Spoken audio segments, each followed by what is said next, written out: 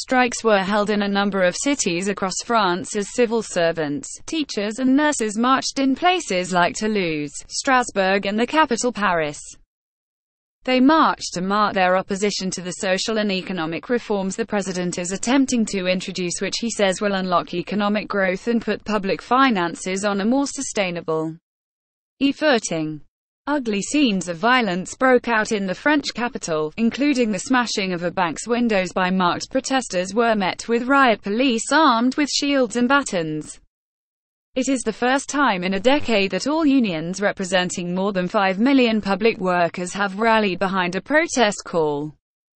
Turnout is an important indicator of public appetite for protest against Mr. Macron's social and economic reforms, which the former investment banker says are needed to put public finances on a more sustainable footing. While unions said some 400,000 people turned out across the country, police estimates across cities appeared substantially lower than the unions.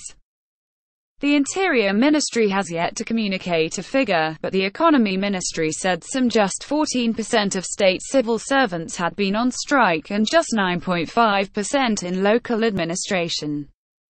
Protests last month against labor law reform that were led by private sector unions failed to persuade Macron to change policy course. But the French labor movement has traditionally been more muscular in the public sector.